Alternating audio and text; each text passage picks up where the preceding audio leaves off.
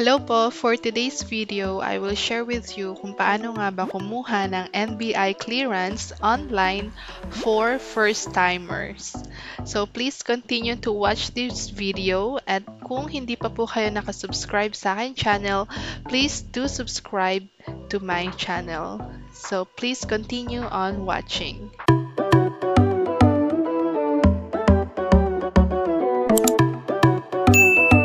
So first thing to do is pumunta po tayo sa website. Ito po ay clearancennbi.gov.ph. Okay, and then English. Kung gusto niyo po Tagalog, pwede naman po. So ang gagamitin ko po ay English. So I agree. So meron po ditong advisory. So notice, his is hereby given to all NBI clearance applicants who are first-time applicants, renewal of NBI, or renewal but previous NBI clearance has correction or error. So, kailangan nyo po mag-submit or mag-present ng 2 valid government IDs such as UMID, passport, driver's license, birth certificate, etc. So, let's click close.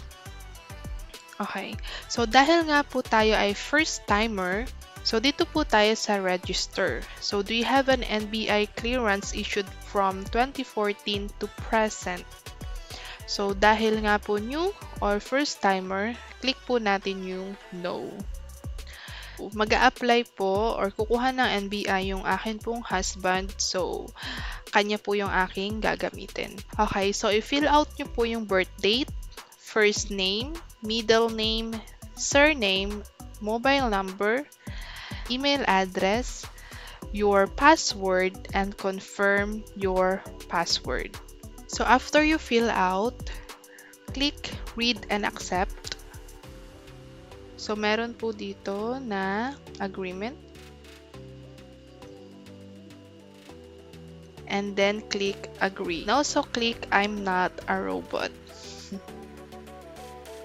Okay, so please remember na i-double check nyo po muna bago po kayo mag-click ng sign up. So after you click sign up, meron pong OTP na kailangan nyo pong ilagay. So yung OTP pong ito ay marireceive nyo po sa inyong mobile number or sa inyong cellphone. And then click submit. Okay, so after po noon, punta na po tayo sa sign in. Lagay nyo lang po yung email na nilagay nyo po kanina and then yung password. Kailangan po nating i-fill out ito pong mga information. So, middle name, gender, nickname kung meron po kayo, or other name, birthplace, citizen, Filipino, contact details. So, ito po yung inyong address. Lagay niyo po yung street, unit, building, village, or barangay, city, town, or province. Your mobile number, and then family background. Kung meron po kayong asawa, ilagay po natin dito. Kung wala po, type NA. Birthplace ng inyong spouse or ng inyong asawa, kung saan po pinanganak. Pangalan po ng inyong father. Kung wala pong father, type NA. Saan po pinanganak ang inyong father? Pangalan po ng inyong mother. At saan po pinanganak ang inyong mother. So, after nyo po ma-fill out yung family background, next naman po yung other information. Your educational attainment. Kayo po ba ay college graduate, vocational, college level, high school graduate, high school level, elementary graduate, masteral, doctoral, or post-baccalaureate. Your occupation, kung may occupation po kayo, kung wala, type NA. Your religion, your height in centimeter.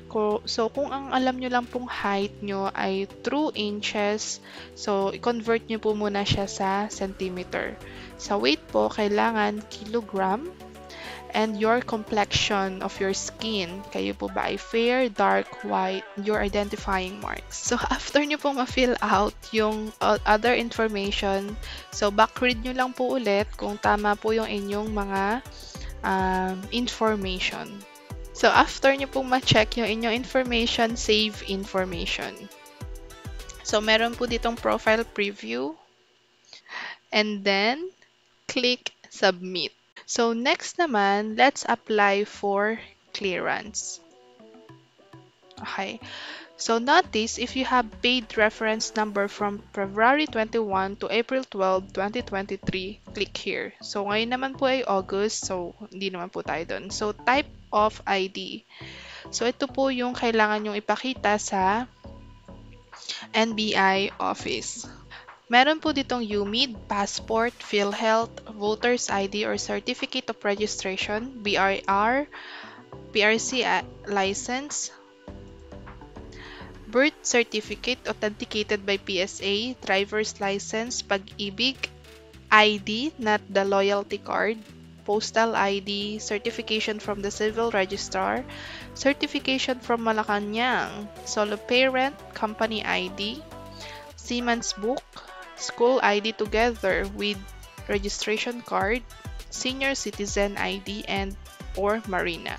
So, after nyo pong ilagay yung type of ID and the ID number, let's click I agree. Certify that all information are true and correct. Let's close. So, ngayon naman po ay magsaselect tayo ng NBI branch kung saan po yung malapit sa ating location. So, next naman, so ito po ay yung mga slot na available. Ito pong mga color blue. So, kung gusto nyo po ay AM, click nyo lang po.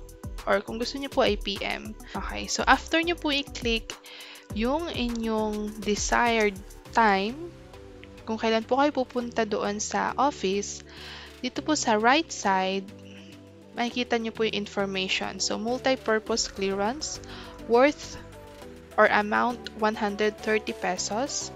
So, appointment schedule, Tuesday, August 29, yung branch.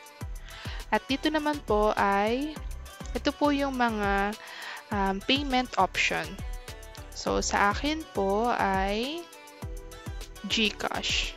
So, let's click proceed. And proceed to payment. So, paalala lang po na ang NBI, kailangan po natin siyang bayadan after nyo pong mag-register. Kasi po na-expired po ito, yung reference number. Hindi po siya pwede na tomorrow nyo pa po or after a day nyo pa po siya babayadan. So, within the day, kailangan nyo na po siyang bayadan. So, please pay within the day. So, meron po ditong QR code at reference number. So, ngayon, pupunta po tayo sa ating GCash. So, after pong magbayad, punta po tayo sa transaction.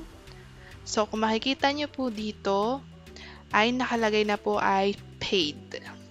Yun po. So, if paid na po, let's remember lang po or screenshot na lang po natin yung reference number. Punta na lang po tayo sa NBI branch, doon po sa appointment date and appointment time po natin. And dalhin po natin ang 2 valid ID na ipepresent po natin sa NBI. So, ayun lang po for today's video. So, I hope na nakatulong po ito sa inyo kung paano po kumuha ng NBI clearance online for first-timer. So, please continue to watch my other videos and please also subscribe to my channel para po lagi kayong updated sa aking mga informational or informative videos. So, thank you for watching. Goodbye!